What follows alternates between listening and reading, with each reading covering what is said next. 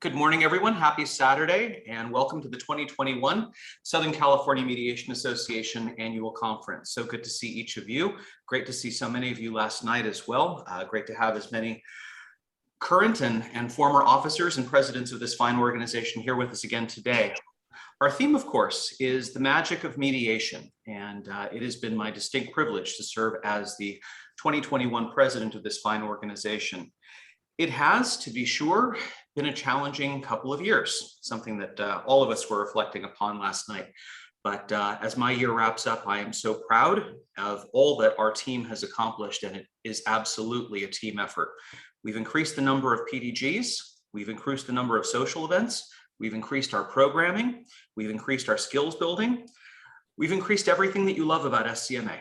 And I just wanted to thank everyone of the team. You all know who you are, and it's a big enough team that I can't thank everyone by name this morning. But for those of you who are members, thank you for your membership. If this is a good time in your businesses, and if you're looking for a tax write-off, I would encourage you to consider becoming a sustaining member. With that, you get access to our full library of events, and you get many admissions to events such as this one, free of charge, included with your membership. For those of you who are not members yet, I challenge you.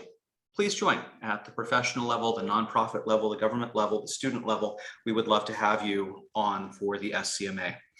With that, I'm going to be turning things over today, and I will be turning over soon the entire organization to Richard Earhart, the 2021 incoming president, soon to be 2022 president. You couldn't be in better hands, and I'm so excited to see what he has in store for us. So with that, Richard, take it away, sir. Thank you, Mark. I appreciate that. I appreciate those kind words. And what I would just say to you personally is thank you so much for your support this past year. You set some goals and expectations for me personally and for the organization. And I do believe we achieved those goals. And as you indicated, possibly surpassed them. And it's been a wonderful year. And I'm looking forward to 2022, moving the organization forward, and with the help of everybody that's here today and everybody that is within the association, I think we'll be able to do that. Just a couple words in terms of last night. Gosh, what a great evening. And just to be able to see everybody live after 20 months of virtual meetings was just it was just beautiful. And I think we were discussing, some of us before we actually brought the event live this morning. I think we had 5 past presidents of the SCMA there. Phyllis Pollock, who's here with us this morning, Floyd Siegel, who's also here with us this morning. I believe Jack Getz is here. Andy Shelby is here. I don't know whether Jason is with us this morning, but he was certainly here last night.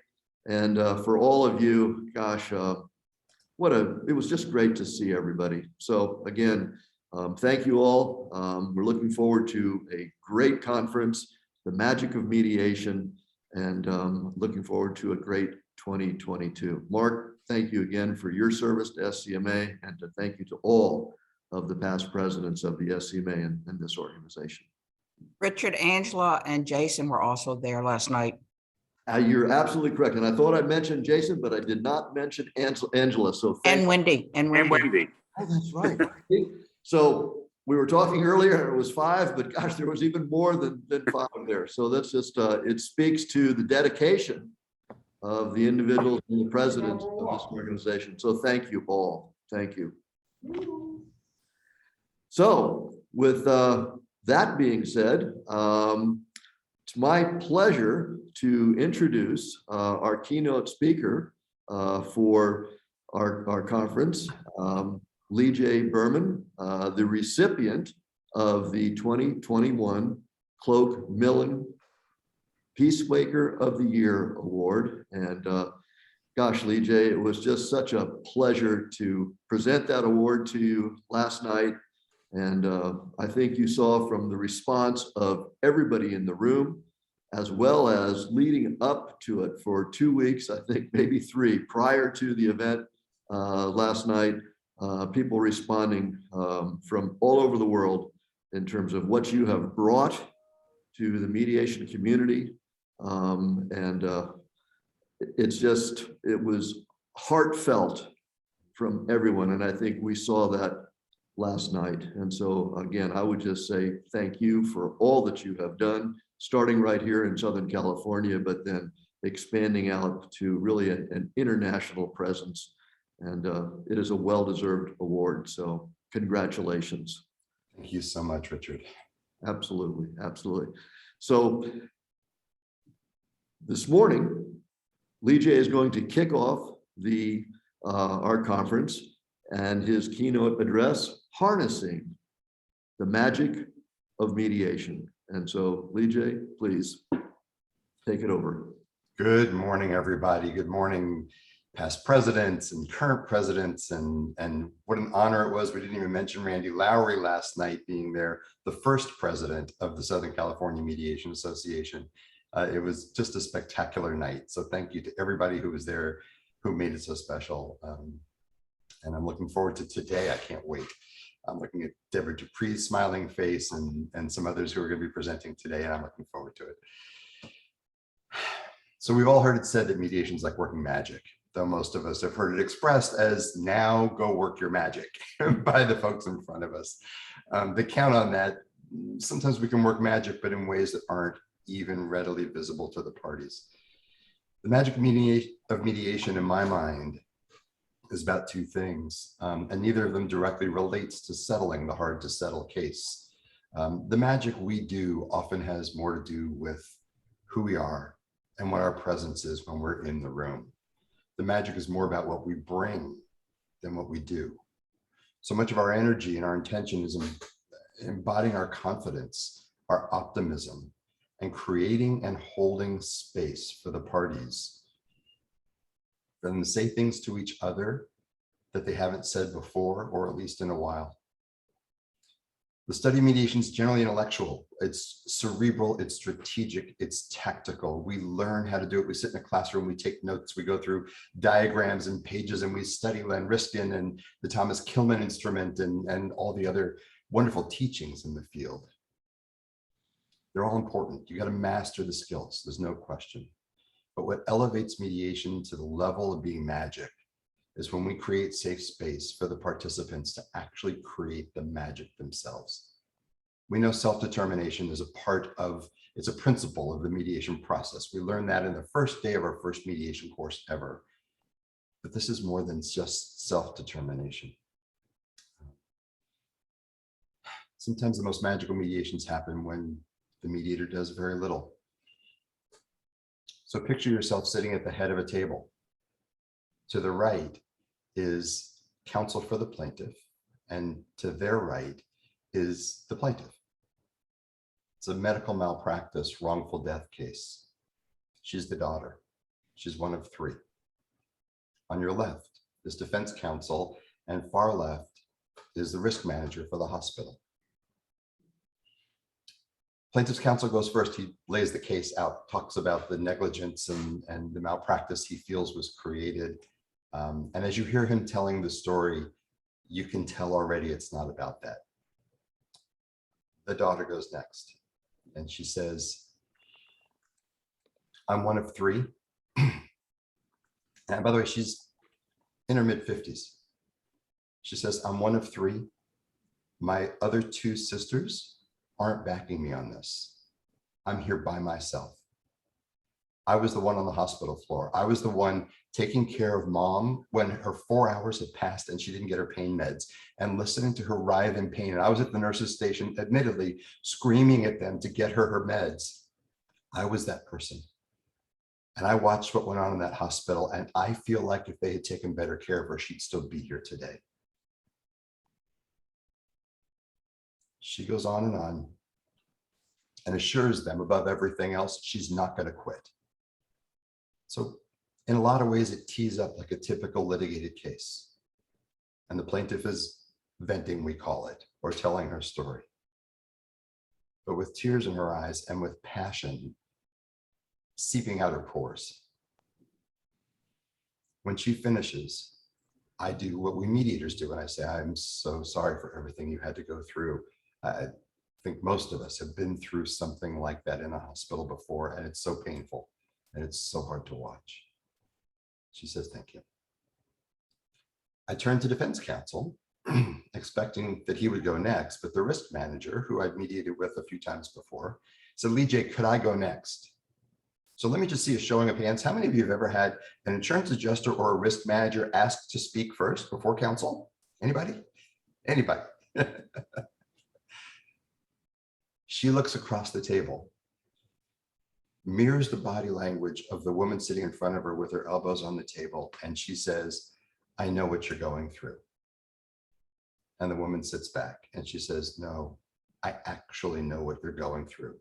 For me, it was my father. It was 10 months ago. There was a hospital up north.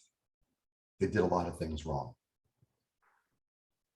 I'm pretty sure I had a claim if I wanted to make it. She said, I thought about it. She said, I made a different decision than you did, but I absolutely respect the fact that you're here.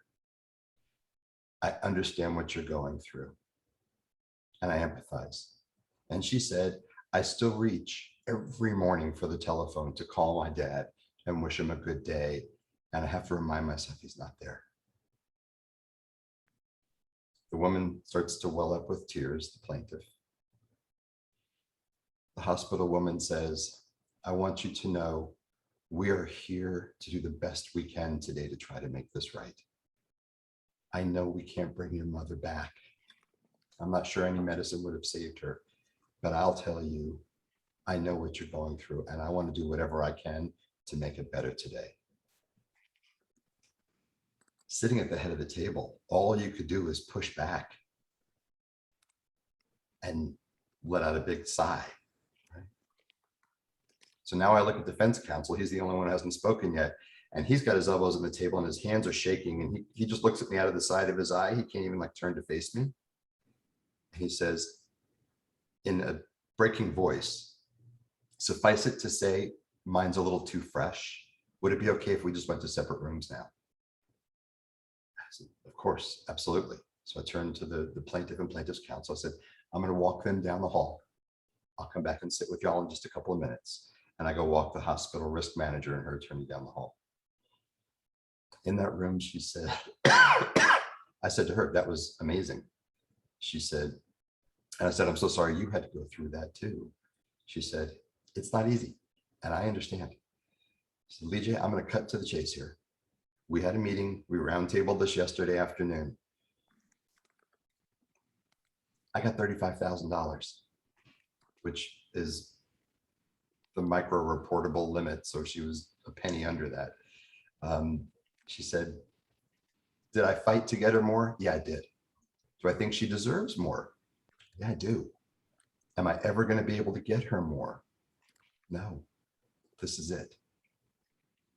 She said, you take it, you go with it, you decide how to dole it out, whatever, it's yours, just let me know if it's going to get it done.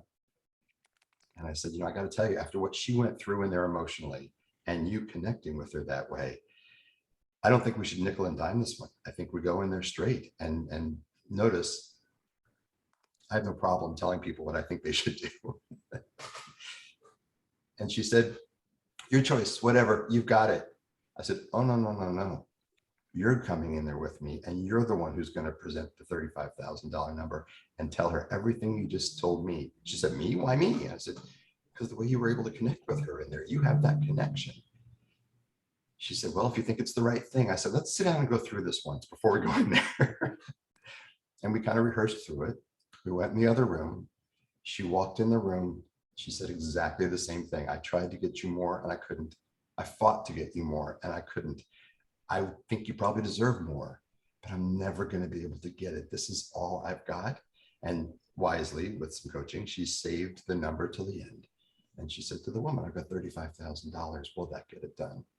And the woman just nodded and tears came down her eyes. And she hugged the risk manager who hugged her back. And I'm standing there witnessing this. We wrote it up. We were done that fast. I was telling my friend Richard Millen of the Cloak Millen Award, the story. And I said, Richard, it was like the most amazing theater.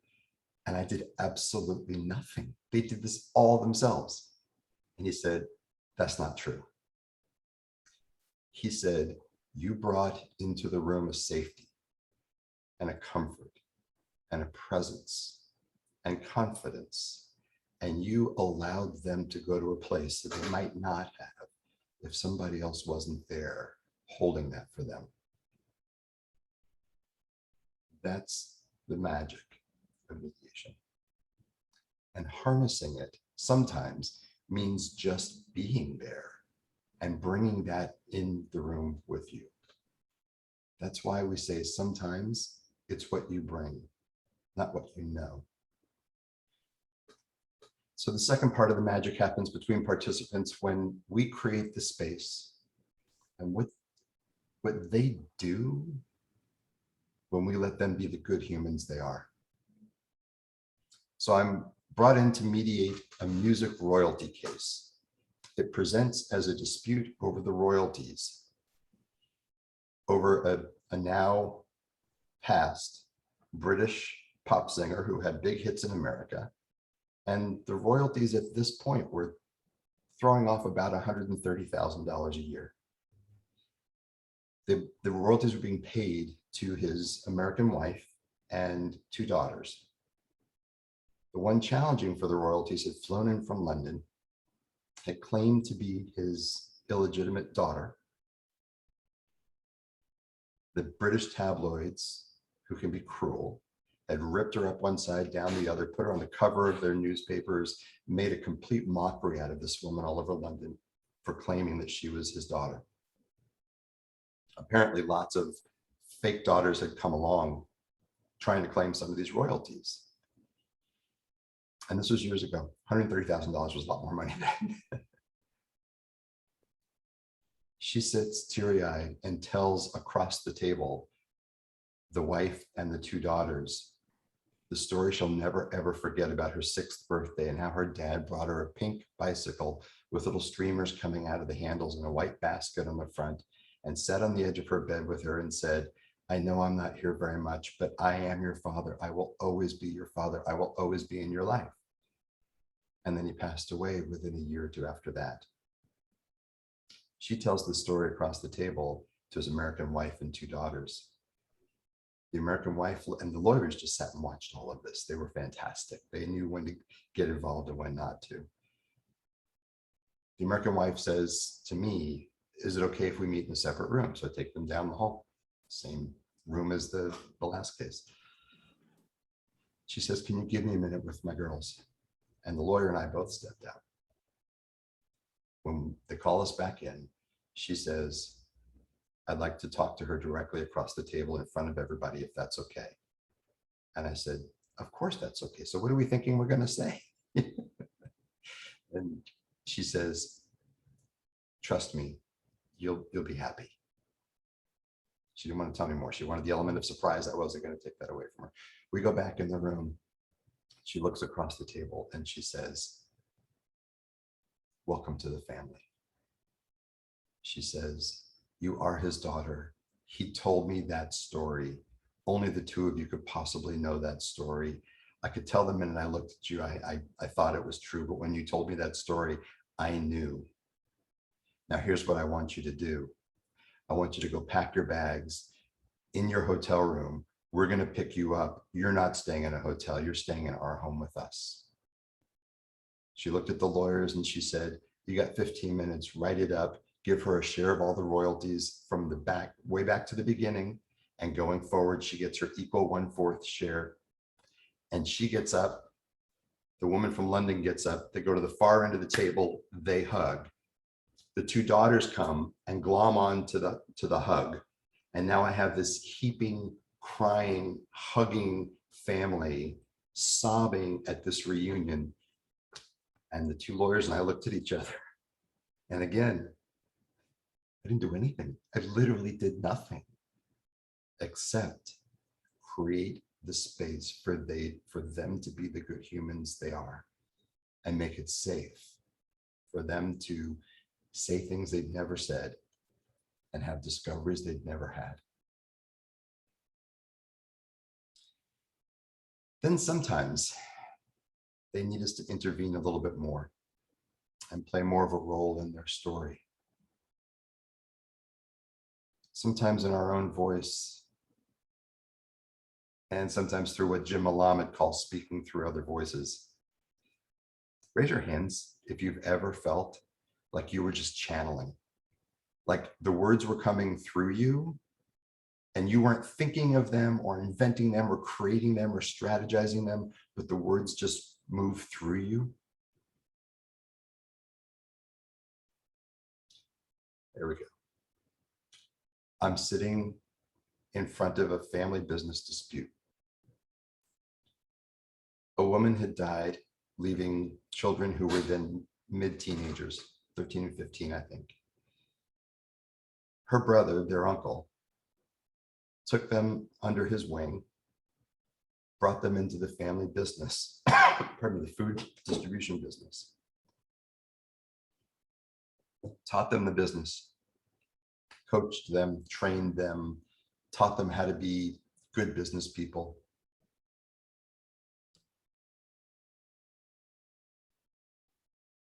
Until each started allegedly siphoning off business to side businesses, stealing customers from the company, diverting customers, diverting supplies, and now they're in litigation, not talking to each other, wouldn't look at each other across the table in a joint session, each accusing the other in their pleadings and their briefs of horrible misdoings. As this unfolds, the attorneys go through their rigmarole, they lay out the claims, they lay out the evidence they have that supports the claims, and it's a very legalized claim. And I'm watching the brother and the children all looking down in their laps. Pardon me. Every now and then the brother and sister would look at each other, but all three of them were just looking down their laps. Pulled the attorneys aside and said, I didn't tell them this, but channeling Ken Cloak and his book, Mediating Dangerously, and maybe not taking it as in the same way he meant it, but certainly mediating dangerously. Because mediation and peacemaking, I think, is a calling for the bold. I'll tell you that I've got a friend in Hawaii who 25 years ago gave me the Hawaiian name Makau Uwa'o, which she tells me means warrior for peace. Because sometimes I think it's on our shoulders to fight for what nobody else in the room believes is possible, and to take the chances and the risk to our personal reputations to not be safe, but to step out on a limb and do things that are dangerous. Some might say even crazy. I pulled the lawyers aside and I said, I'm watching what's happening in the room. And I want to ask the two of you about what you think about pulling together the brother and sister. I think I said in their language, I said, pulling the real parties in interest, the plaintiff and the defendant, together and having a meeting with just them, really to discuss family things, not to try to settle the case, not to negotiate anything. There's nothing that's going to happen that you'll wish you were in the room for, but with both of your permission, I'd like to bring them together without you two so that they can have a more family kind of moment together. One of them says, sounds like you know what you're doing. It's okay with me. The other one says, never had this happen before, but something tells me to trust you. So if you think it's the right move, I'll go with that. So I pulled them together in a very little room. It was almost like a coat closet. And I said to them, I never met your sister, your mom, but watching you all, I have a sense that if she were here, she might look at you, her brother, and say, thank you. You took my kids in when they needed you. You taught them the business. You raised them to be good young adults. You taught them business ethics, business sense. You taught them in a business that they'll always be able to fall back on the whole rest of their lives. And without you, they could never be the young people that they are today. And thank you. I wish I was there to give you a hug. And I looked at the brother and the sister and I said, and if your mom was here, I have to believe she would look at both of you and say how proud she is of the young adults you grew into. Pardon me. And how proud she is of the way you've grown up and how you dedicated yourselves to learning this business and became successes in your own right. I have to believe she would say sorry, that she just wants you to be happy. And whatever that means, she wants you to have it.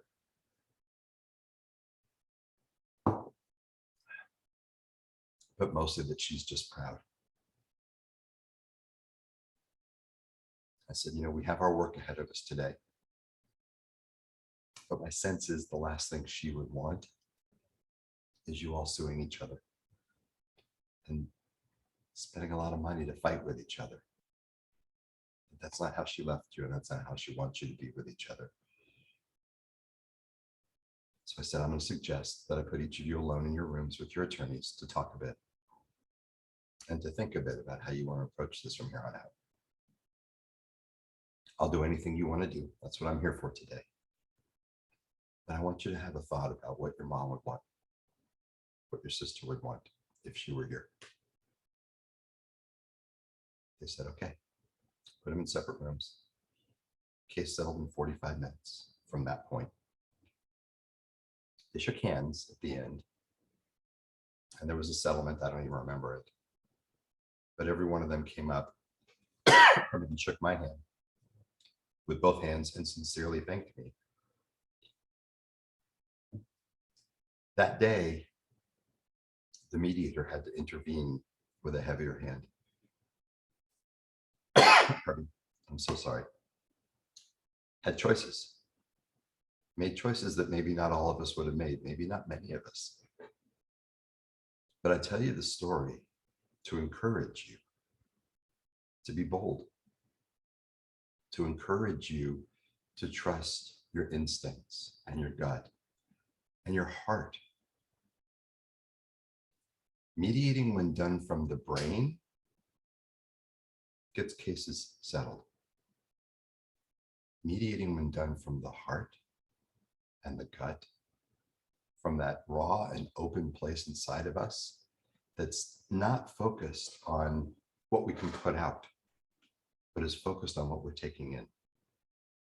Mediation that comes from that place opens the door to magic.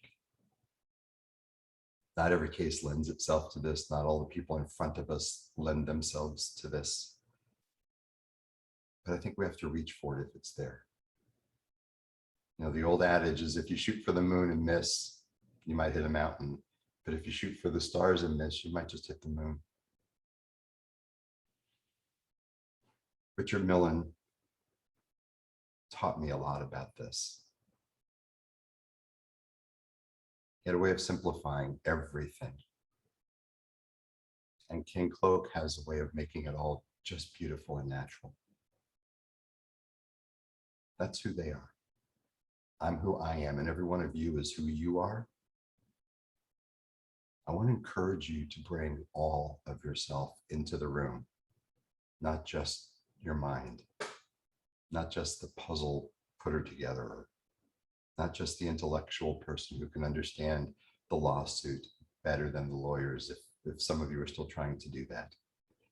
I want to encourage you to bring your heart and your soul and your being and your spirit into that room, and then open it up and let them fill it with what they brought that day and what they need. If you're in touch with them, if you're in tune with them, if you're aligned with them, and make it about them and not about us, that's when the door opens for magic to walk in the room. One of my favorite quotes is, the alchemy of what we do, there's magic involved. We transform things.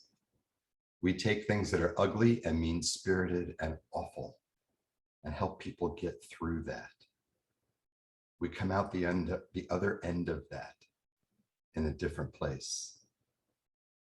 That's the magic. That's not my quote. Those are not my words. That's your incoming president, Richard Earhart.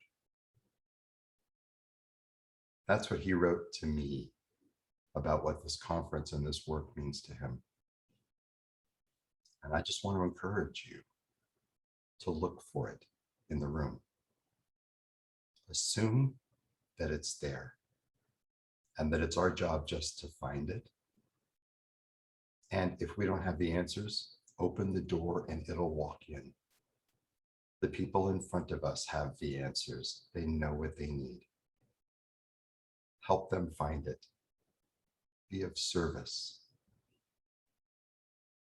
Let them find their way to what they need to say and what they need to hear. And it'll all come out just fine. After all, like the book titles say, aren't we all looking to turn our life into a work of art and to harness the promise of mediation and all of its magic? We have some great presenters coming up today, capped by my dear friend Randy Lowry in his closing plenary. It's also going to be about the magic in a very different way. Have a fantastic conference today. Enjoy every bit of this. I know I'm going to soak it all up. And thank you for letting me say good morning. Lee J, thank you so much. Thank you so much. I'm watching the chat line here as you're speaking, and there are not only people talking about not having a dry eye in terms of listening to your stories, but sometimes I think in terms of what we're doing and what we go through, those stories embody, and that's what you've done this morning. Those stories embody what this is really about, this thing called mediation, and the magic that is part of that. I think one of the things that you mentioned right from the start is the ability, if we will do it, to create that safe space and then not intervene. Let that magic just take place, if it will. And in the words of our dear colleague, Glenn Riskin, be mindful. Be mindful in that room. And that's what I'm hearing you say. And thank you very much. Congratulations on the Cloak Millen Award. It is well deserved, well deserved. And I look forward to working with you this coming year. As you were speaking, there were also right at the beginning some notes in terms of the number of past presidents to the SCMA that are actually were here last night and here today.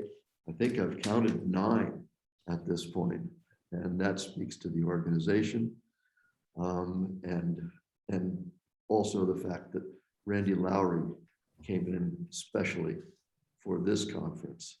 I am just so touched by that and the dedication that he has to this organization and to this field. So Lee J, thank you. Thank you, Randy Lowry. And thank you, presidents and members of the SCMA.